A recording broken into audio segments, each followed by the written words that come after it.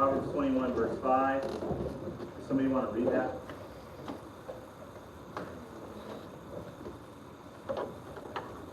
I got it. The thoughts of the diligent tend only to plenteousness, but of every one that is hasty only to want. Yeah, so the word plenteousness is rich. Okay? So the thoughts of the diligent. What is diligence? Staying with it. Yeah. So like, it doesn't matter what it is. So like investing, okay? If you stick with it long enough, it took me 7 years before I started making money investing. What do you think about that? Now I'm teaching my brother, Anthony, how to do it, and he's making money in the first year. No, it's all the stupid lessons I learned along the way. The dumb lessons. I say, don't do that. He said, why? I said, don't do that. I did that. That doesn't work. Otherwise he would be in the loser. Don't touch the burner. Don't do that. But you stay at it long enough, if you're diligent, you will have riches. Now, that doesn't mean just investing. We talked about last week savings. Okay, we're going to talk a lot about that this week too. Because savings is your key. Okay, let's go over to 1 Timothy 6. 1 Timothy 6.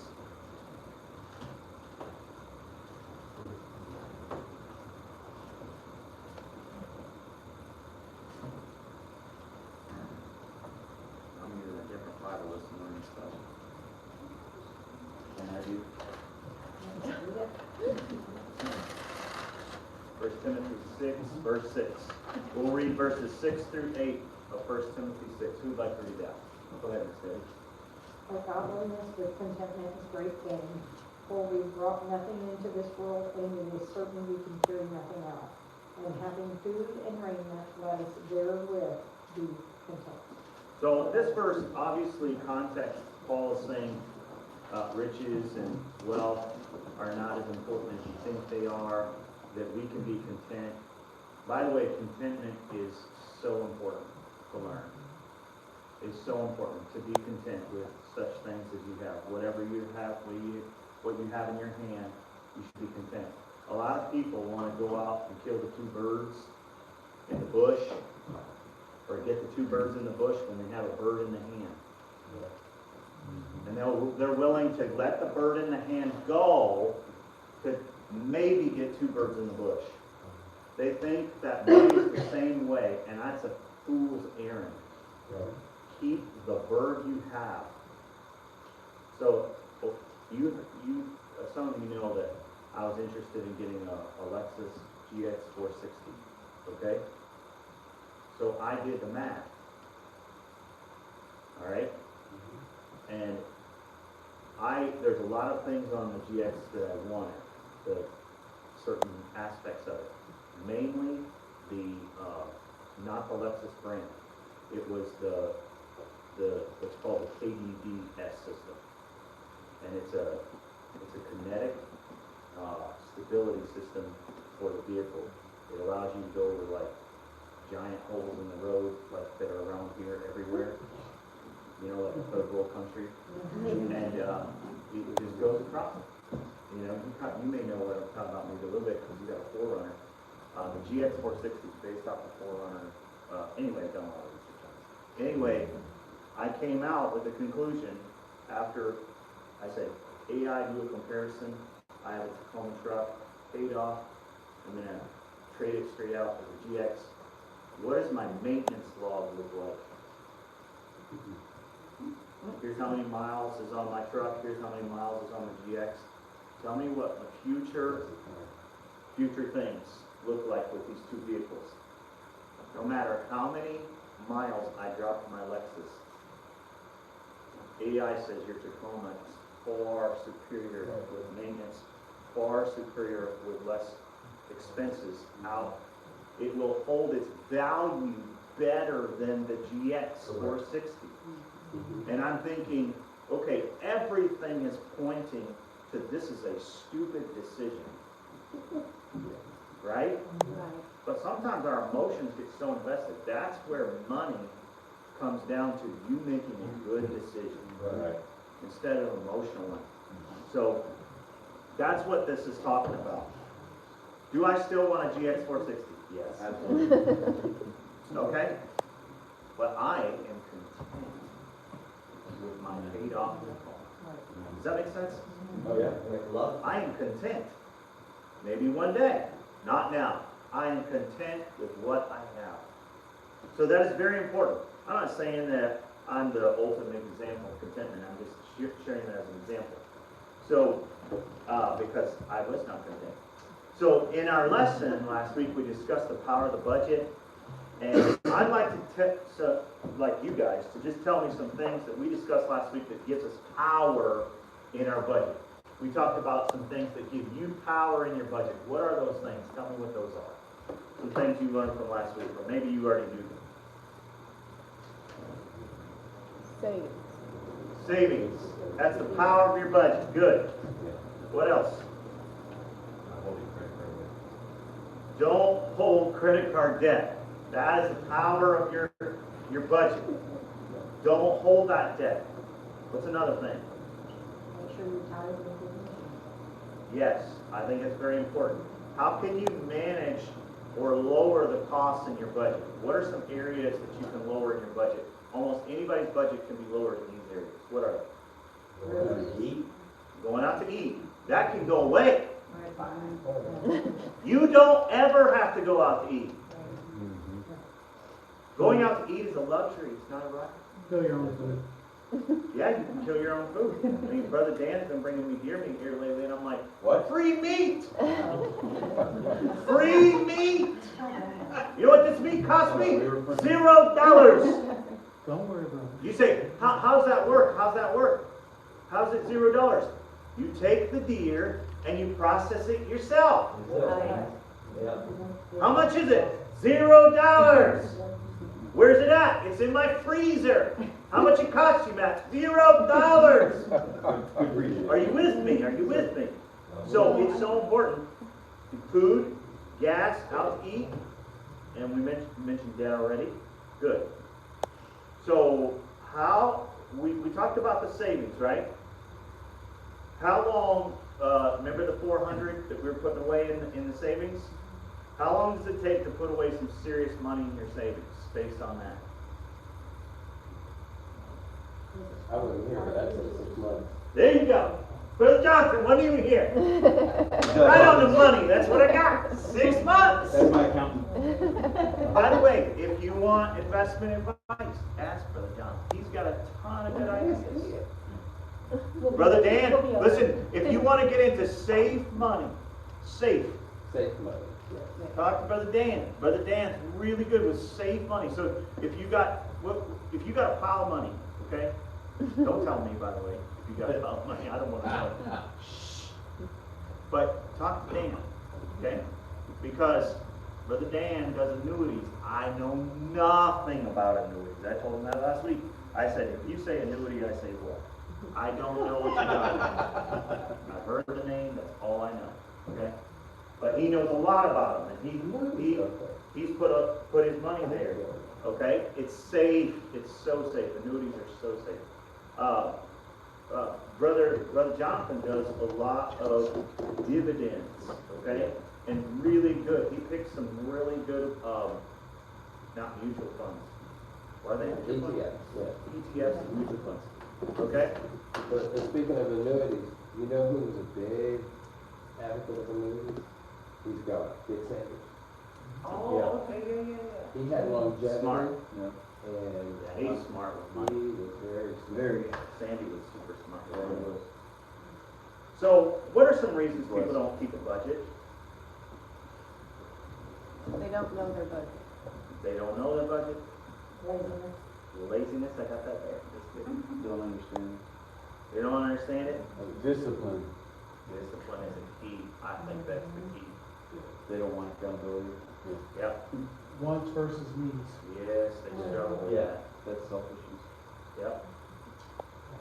So, Ms. Irma, has had to cut down on her expenses tremendously because she's been without a job. But not only that, I am also single Yes, with a home, yes. you know, And if you want to know more about how she got through that event in her life, you can talk to her afterwards, okay? But smart. She played it smart, okay? Super smart. And she waited until God gave her the job that she needed. So we also talked a little bit about wealth, okay? We talked about this verse. I love this verse. It's maybe one of my favorite verses on money. Proverbs 10:22. The blessing of the Lord, it maketh rich, and he addeth no sorrow with it.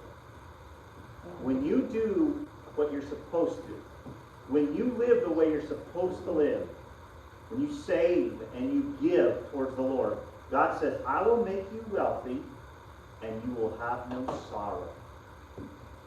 A lot of people I see in their life that eventually at the end of their life, their money brings great sorrow to their family.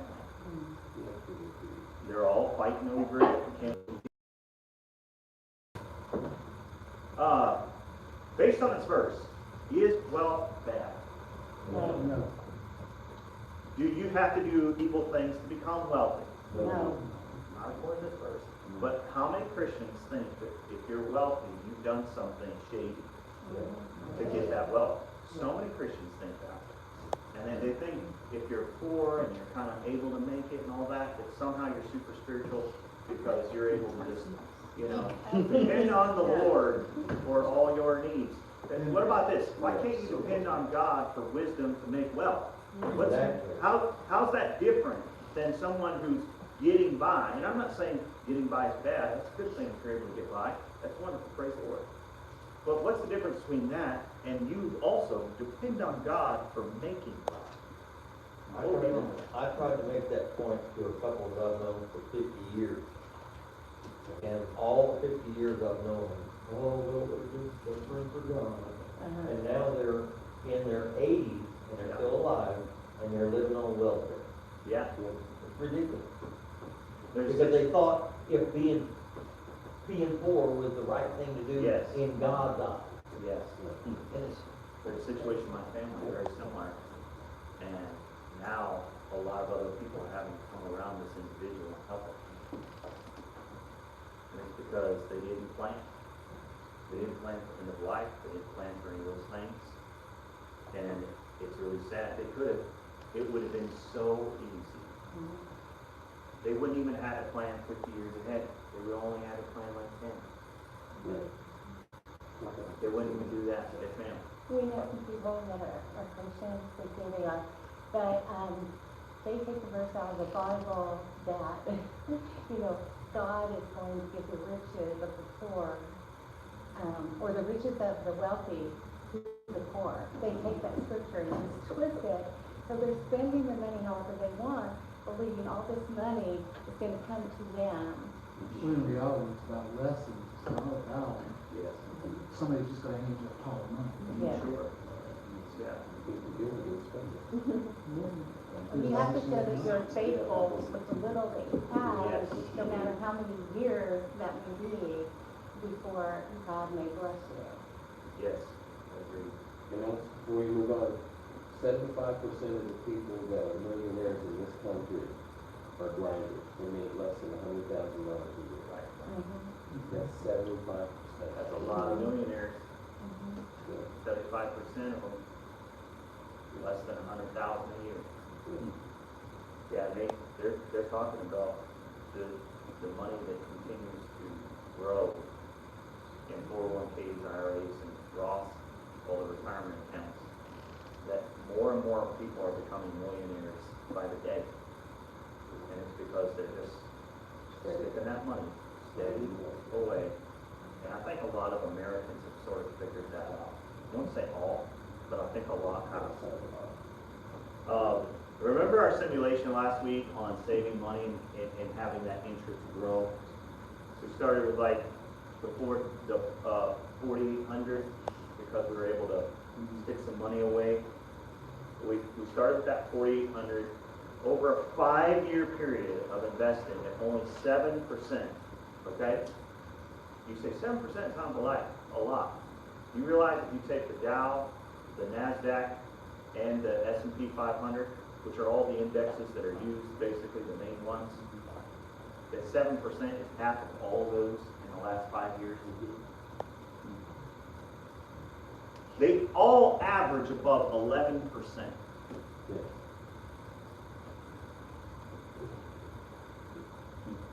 That means if you put your money in the S&P 500, which you can do, there's lots of indexes that just follow the S&P 500. You stick your money in there and don't look at it ever, you're getting 12% a year. Not in 5 years, every year. On average. On average. So let's say, Brother Dan is absolutely correct. Let's say that one year you do 15%, the next year you lose, or you only do like 7%, okay? Which is almost half of what you did before the year before. It is half, less than half. It'll even out. By year 3, you might do 7% again, and then you're kind of even. You're almost at that 11, 12%. You say, well, the first year was good. The next couple of years aren't so great.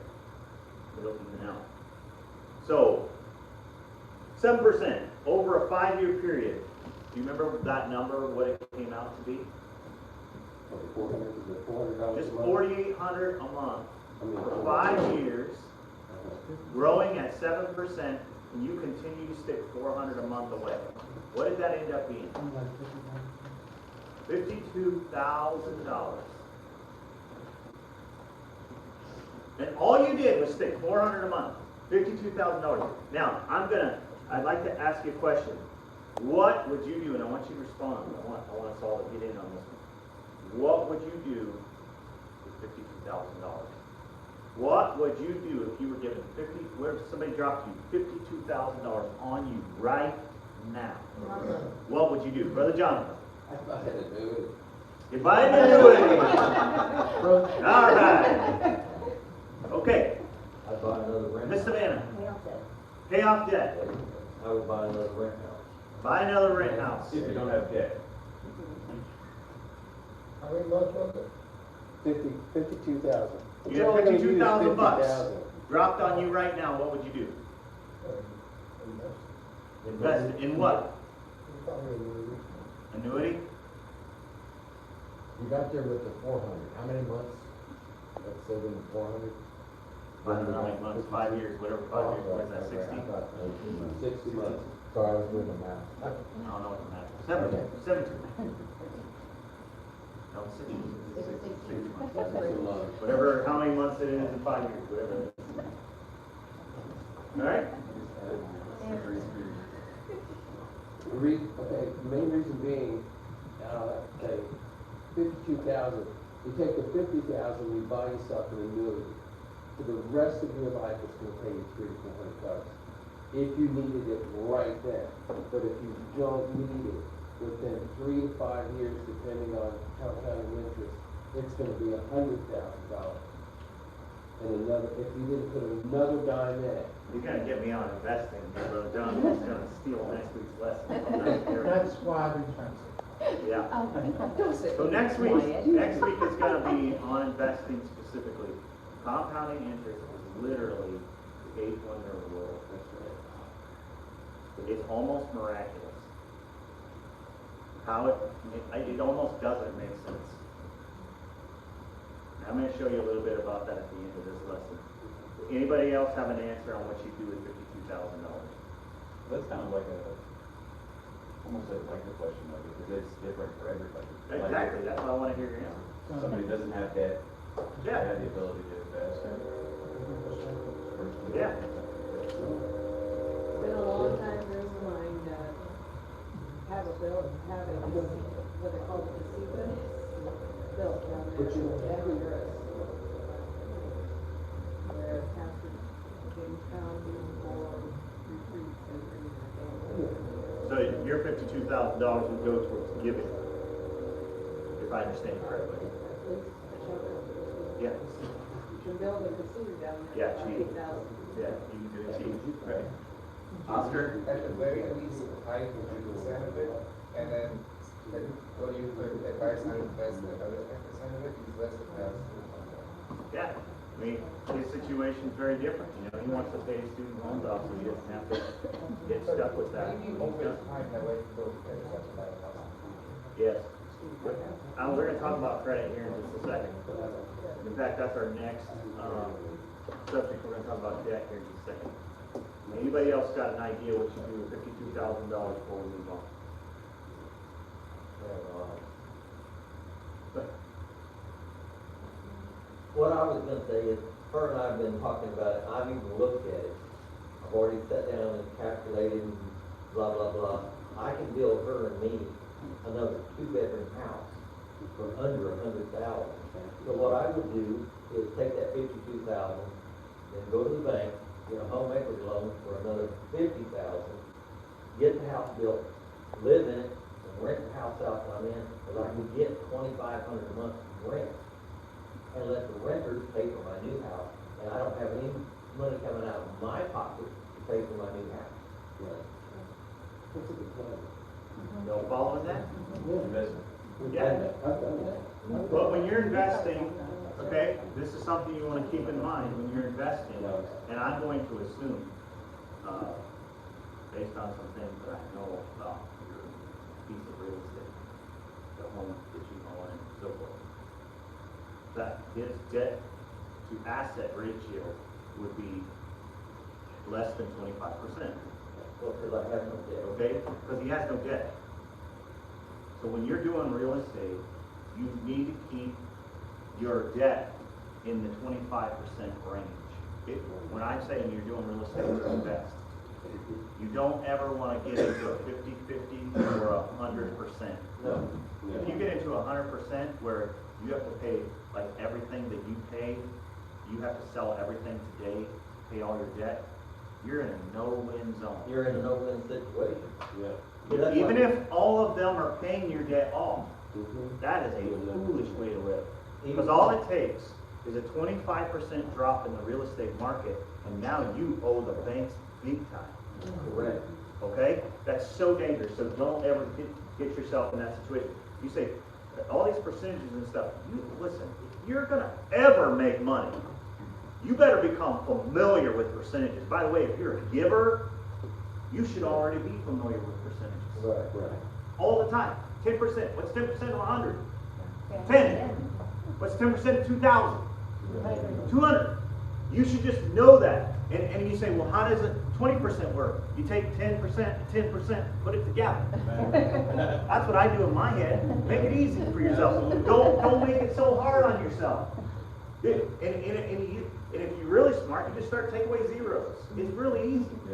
Just take zeros away. 10% is zeros. You just move the decimal. All right? So it's very important that you understand that. When you're talking about debt, when I ask somebody like, oh, wait, I really want to pay this debt off on this situation or that situation, I say, well, what's the debt? What's your interest on this one? I don't know.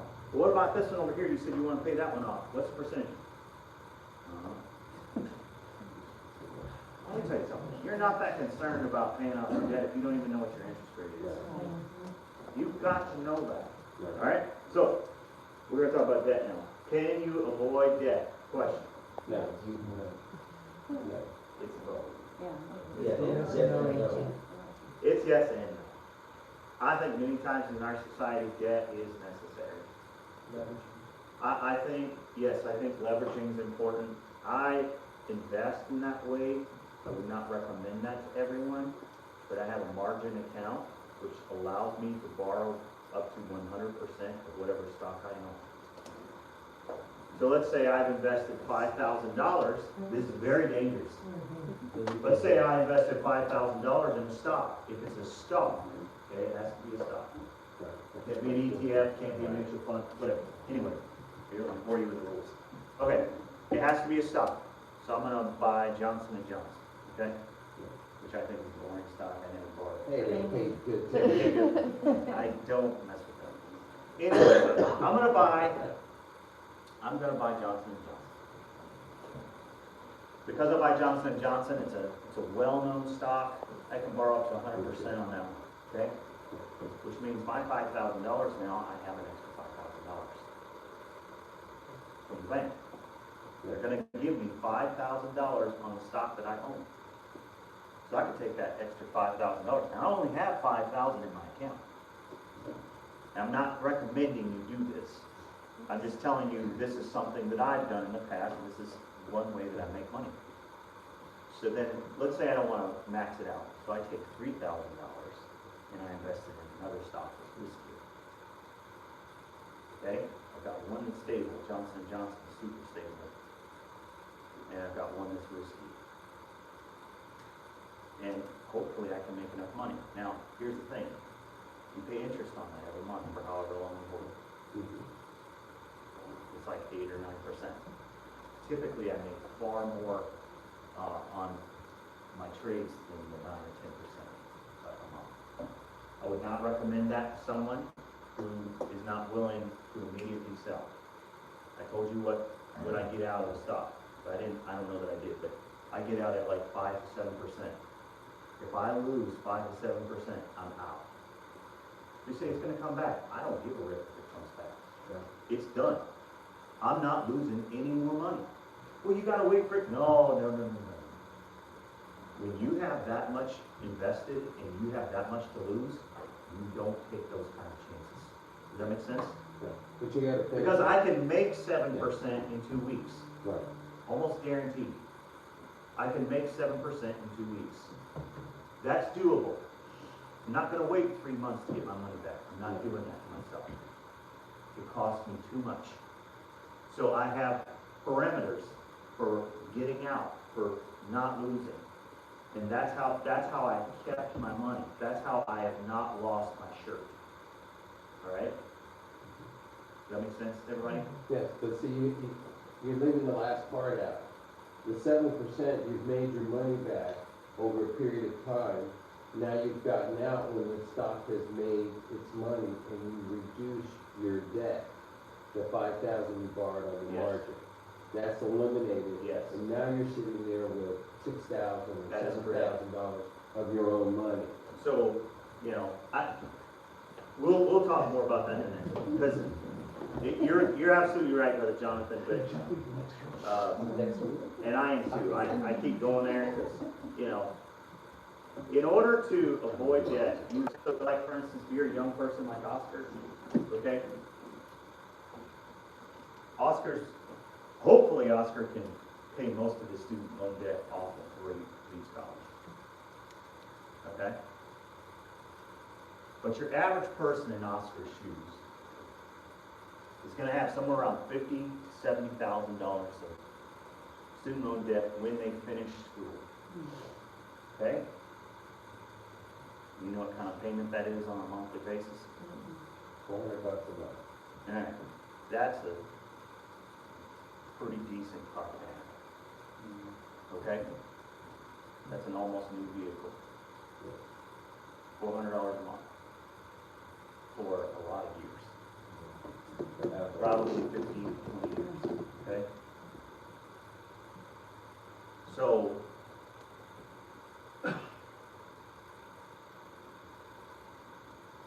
what are the chances of someone like that? I'm not picking on you, Oscar, like, you may be way below that. I hope you are. But I'm talking about the average person. What are the chances that same student is able to now go in and buy a home? Depending on what his debt ratio is. So he's gonna have to make, not necessarily Oscar, but they are gonna have to make some serious dough. They're gonna have to be right in almost in the 6-figure range from day one Yeah. in order to clear their debt on their student loan and the new debt they just incurred on the house. Right.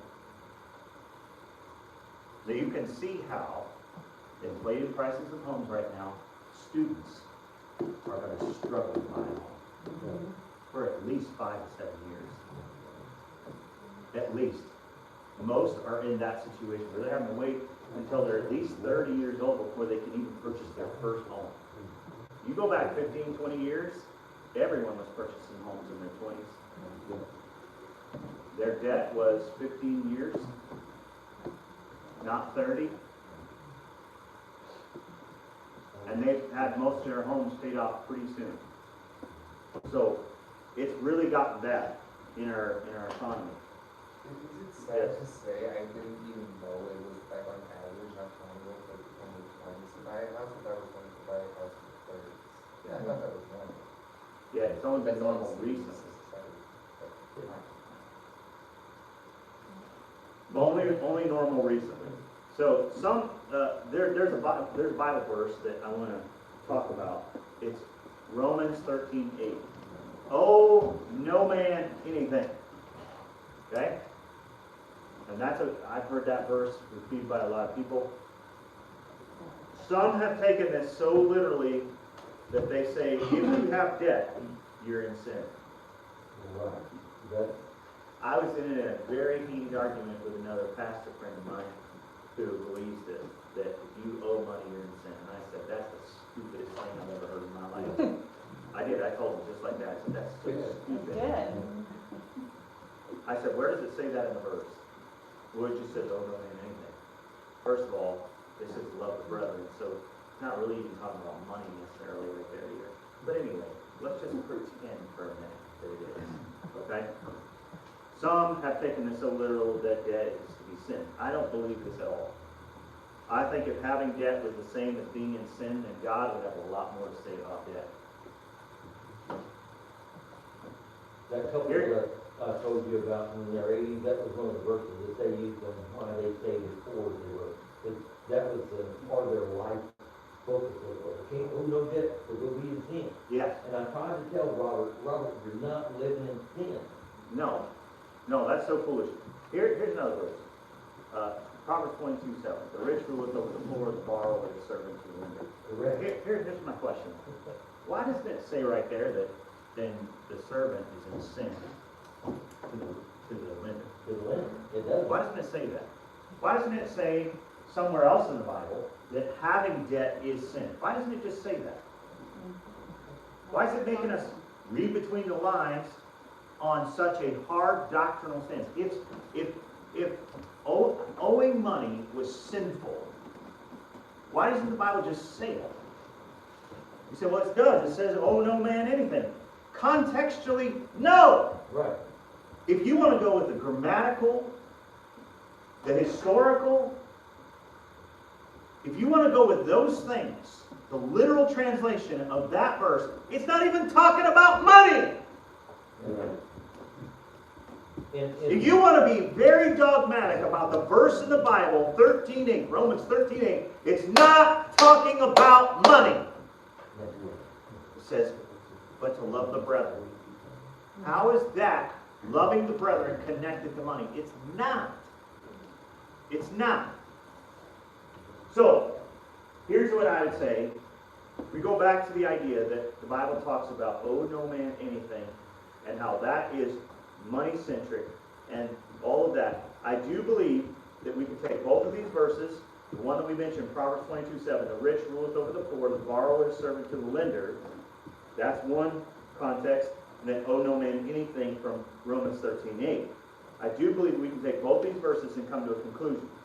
Debt can sometimes be necessary, but it doesn't need to rule you. That is a conclusion we can come to. Okay? You are a servant to your debt. Right. Period. And I think everybody feels that. When you are paying on your debt, you feel like a slave in some sense. Constant. Yes. So here's a good conclusion. When you make your monthly payment on your debt, and you keep your account in good standing, you are free. yeah, Does that make sense? at that level, yeah. You are free. So when you make your payment, you are free. You are not a slave if you make the payments. Now, here's the thing. It's when you don't make the payments that you become slaves. Correct. We should drag it. So as you grow older, your debt should decrease, not increase. Yeah. You should own more and more of what you have. Cars, real estate, your home, whatever. You should become less and less debt. When you're younger, obviously you got to take some risks, you got to take some chances in order to start your life and get it kick-started. Here's another thing about debt. So let's go through this little scenario, and I'm gonna talk about paying your loans off and show you a simulation here as well. So, let's say you have a couple of credit cards, okay? You owe $3,000 on one. Well, let's just say they're both for the same percentage amount, just to make things even. You owe $3,000 on one card, and you owe $500 on the other card, okay? Now I'm asking you, which one should you pay off first? And why? 500. Why? Because then you can double up on the 3,000. Whatever you, let's say your payment for the 500 is $40 a month, the payment on the $3,000 is $150.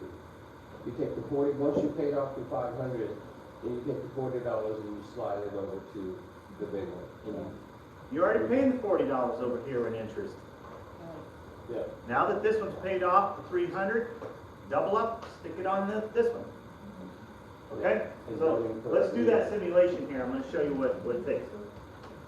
You take the small one, and let's say you can only put $200 a month at that time. You pay that card off in 3 months, plus all the interest. All right? Now you start working on your other card. Up to this point, you've only been able to pay the interest on that card, that $3,000. Now you can put the extra $200 from this card, plus its interest, every month on this card. Right. You double up on the payments. Now, here's what I would suggest. If you want to speed up paying off that $3,000, you need to come up with about 5. You really need to get up to the 500 mark if you can. If you can't, do 300 one month, and then do 200, and then do 300 again. Whatever you can do. Just try to get to the 5 if you can. If you can do that, the 500, you pay this card off 7 months. For $500, you pay that $3,000 off in 7 months. After that card is paid off, what do? Continue to pay yourself. There you go! There you go! You say, well, now my credit card's paid off. Now I've got money to spend. No! That's how you got there to start with. That's how you ended up there. That's why you had almost $4,000 in debt, because you had that stupid mindset. That's so stupid. Don't do that to yourself. You are hurting yourself. Right. You're hurting yourself. At least take half of it. At least. And stick it in your savings. At least. My suggestion is you take all of it And put it in your savings. For 7 months. At all of that money. Now watch this. Okay. I'm going to show you this here in just a second. I'm going to pull this up on my. Well, I think both of them are off. So, fire this up. Okay. 7 months paid off.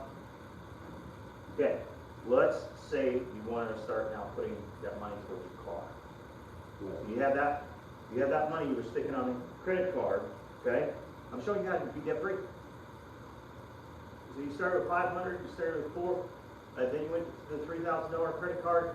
Now, in less than a year, you've got both credit cards paid off, and now you're starting to work on your car payment. You take that $500 extra a month, you apply it in extra payment to your car. You're already making payment to your car. Now you stick the extra $500 in the middle of the month. Let's say you owe $20,000. You're making payments on it. Now you have an extra $500 to add to it. Let's say your loan is at 7%, which is crazy ridiculous. My van is 2.4. I'm going to keep that. Borrowing almost nothing. When I pay the whole loan off on the van with only my minimum payments, I give the bank just over $1,000. Free. It's almost free. That's over a 5-year period. This 7%, you pay that $2,000 in about 4 months, 5 months, less than a year. So, at 7%, $20,000 you borrowed, you pay this car off in 2 years. You save yourself $2,272. That's right. I'm going to show you. I'm going to show you a simulation here.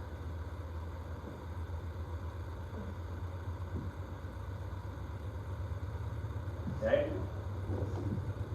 This is just different simulation cheating. This one's different than mine. But I can show you the graphs for the one I use on this. Alright, you pay just the basic minimums. In other words, you're paying your payment, $35,000. You're just paying your payment. You're not adding nothing to it. You save $0. You put $50 a month on that car payment of $35,000. You save yourself $322 over the term of the loan. You bump it up to $100. Now you're paying yourself. You're paying yourself almost $600. You bump it up to $150. Now you just paid yourself $800. You bump it up to $200. Now you paid yourself $1,000. Why do you keep saying pay yourself? Because that's what you just did. It's money you're pocket. Every time that you bump that up, every time you make that extra payment on your car, you bump it up. Now, just to warn you on car payments, most penalize you for making early payments. That's why you gotta. And I don't know if you knew that or not. Yes. But most loans penalize you for early payments. You say, well then why would we do it? Because it's still cheaper than the interest. Yeah. Way That's why. way cheaper. Let them penalize you. Yeah. $20, $30, $40 here or there. Whoopity-doo-dah. They're charging you about $60 a month on that interest. Right. They're nailing you. See, that doesn't seem fair. How do they get away with it? Because the government says they can't. That's basically why. All right. So, I'm going to show you. Look at this real quick because dumb printer can only print it off. Okay. So, freedom and the power of leveraging your debt is you being able to pay off the loan early. And I showed you the loan. Now your car is paid off. Your cars are paid off. You have $800 extra money every month. What would you do now? Here's another question. What do you do with an extra $800 a month? You put it in savings so you can pay cash for your next one. There you go. That's a good idea. Or you apply it to the, like in my case, if we had her car paid off, because we owe a little on hers, but I owe a lot on that big truck I drive, we could apply it to my truck, roll it over, and get my truck paid off a lot Get the faster. truck paid off. Put it on the house. Right. Put it on your credit card. Yeah, pay those dues off. Please, please, please, please, please. If you are determined to have a new car every 3 to 5 years, a lot of people do. There are like You take the extra money and you put it in a savings, high yield savings account, and you put it in your designated car. So when it reaches a certain level, such as you need to in 2 years, 24 months, you take that money and your other car and you go trade it. Yes, And you reduce the amount by more than half. yes, you do. Correct. Yeah. And Brother Jonathan, the way he's talking about that, I would suggest maybe not buying a new car unless you can just afford to take that hit. So, some people do. But that's the smartest way to do it if you're gonna do it that way. But I will say this, that, if you go get yourself a used car, only by a couple of years, you Yeah. save yourself an enormous amount. Yeah. And I'll tell you what, if you then pay that car, like he's talking about, and you double down on payments and all that stuff, and you try to get, if you wanna call it equity in a car, and you get some equity in that car, and then maybe you pay it off in 2 years, maybe you pay it off in 3. You take that car back, it still has value in it. Yeah. That's right. Unless you've driven the wheels off of it, it's still got value in it. You trade that car in with the extra money that you've been able to set aside, maybe, and then you're able to do that deal, which is about the best way you're gonna get the most out of your vehicles, okay? So, my suggestion would be this, all those are good. Debt, paying off your debt should be one of your highest priorities. I would take at least half that money and invest it in something. You really need to get to a place where mentally you think about this all the time. How can I get my money to make money? How do I get my money to make money for me? How do I do that? I want to show you this real quick. This is just going to lead us into next week's discussion. So I'm going to kind of leave you with this teaser right here. This is one of my favorite toys. Okay? The Dave Ramsey retirement calculator. Yeah, This is just one of the better ones. yeah. So I'm gonna do this. Mike, how old are you? 42? Yeah. All right. Let's say Mike wants to retire when he's 65. Okay. You're old. Let's just pick a number here. Let's say that right now Mike has $60,000 in retirement. Okay. Let's say right now he contributes 0. Okay, to it every month. He's built his 70% up. Okay.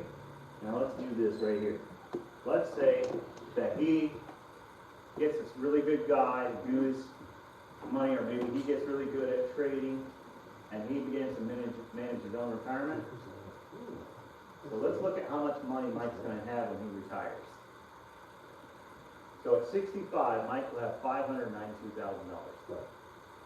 That sounds like a whole lot of money. Okay, let me show you something. 592,000. Let's just do 592,000 even, okay? Not going to use the full number. Now I'm going to show you what Mike makes every month off of this money, okay? I'm sorry, every year.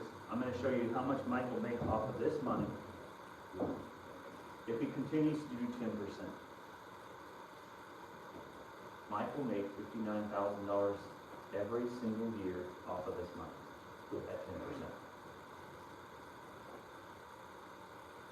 Half that at 5%, if you stuck it in something really safe, maybe in a movie or something, at 5%, he's got about just over 30,000. Social Security, at that stage of life, or at that, by the time we're 65, I imagine Social Security will be at least 3,000 a month. Okay, by that, because they'll have to increase every year. 36, and he only taking home his 5%. You with me? At this money, he's only taking home his 5%, which is about 25,000. At $61,000 a year. That's with no contributions. No contributions. When you turn 50-something, you could put $11,000 a year in that little retirement account. Right, you can go at 55. Okay? Just think about that. Do that for 5 years. What's that give you? So let's go back up here. Let's go back up here a second. Watch this. Watch this. Hold on. I'm going to do $0 again, and I'm going to show you something. I'm going to show you where the money is. I'm going to show you where the money is. How does my retirement matter? When do I know that I'm really doing well in my retirement and I can plan for the future, and we can take vacations, we can go all over the world, we can see things we've never seen, maybe that's not your thing, or we can have a nice house that we always wanted, or whatever your stuff is, whatever your deal is. Let's take this up to 15%. Now get you, mind you, you have to make 15% every single year, that's pretty tough, all right? I'm going to tell you right now, that's real tough. To do 15% every single year. But I just want to show you this because I want to blow your minds for a second. Remember that number? That was 592,000. Watch this.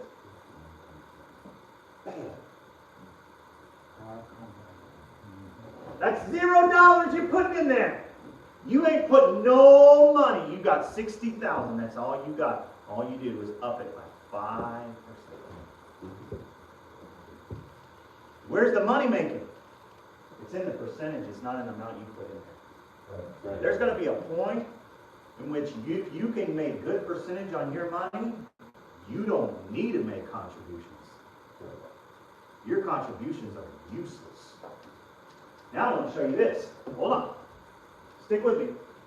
We're a little over time, but this is so much fun. I'm having a blast. I don't know if you are. Let's say all you can do is stick to $200 a month. Watch this one. You see why this tool right here is so much fun, why I play with it and have fun with it. You just went to 2.3. Right. Now watch this, watch this. I want to show you this. I think this is the best part of this little thing, right here. Over the lifetime, you only made $55,000. You started with 60. You ended with $2 million. Where did most of your money come from? Interest, compounding. Look at that. You know how much money you stuck in there, that $200 you scraped by every single month that you were just trying to get by? Guess how much growth it gave you? 2%. So let me ask you a question. Was it worth it? Vince. Vince. I don't think you need 2 million to retire. I don't think we'll need 2 million to retire. If you can be content. Now, if you want to spend money when you're in your retirement years, you're going to need 2 million. You're going to get an RV and you're going to travel the world. Listen, you're going to need that 2 million. You just will. Spend that 2 million. You just will. Your RV is one of the worst. Because your percentages, you're going to burn that whole percentage every year on your travels. So you're basically just going to keep your money existing and maybe take some extra away. I also want to show you this graph right here, okay? This graph shows you how this works. Look right here where it starts to make money. I don't know how well you can see the gray on here, but Yeah. you're just over 250,000, okay? At 1, 2, 3, 4, 5, 6, 7, 8, 9, 10. At the 10-year mark, you're only at 250,000. It doesn't ever seem like you're going to get to 2 million. I mean, if you said at 65, there's no way I'll have $2 million. There's the math.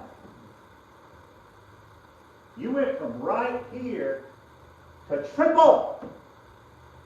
More than triple your money. Most of your growth happened right here. This is 1, 2, 3, 4, 6, 7, 8. In 8 years, past the 10-year mark, right here, 10. In 8 years is when you made most of your money. With no contributions. You are putting, no, I'm sorry, you're still putting the 200. You're still putting the 200 in there. You've not raised it at all. You're just putting 200. This is the miracle of compounding interest.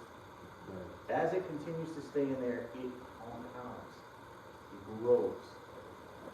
It's incredible. All right, we're done. We'll talk more about compounding interest. Okay. I want to equip you with knowledge that's going to help you to become financially free. If you like to dream about what life's going to be like when you're retired or when you're able to have some money and some extra. And listen, this is without your house, okay? All this money in there is without your house. Your house is probably one of your greatest investments in your life. So let's say at 60 you decide to sell your home. By then it might be worth $1 million. All the houses are worth $1 million. If it keeps going like it is, folks, if inflation continues at the rate it's going right now, our homes will be worth almost $1 million.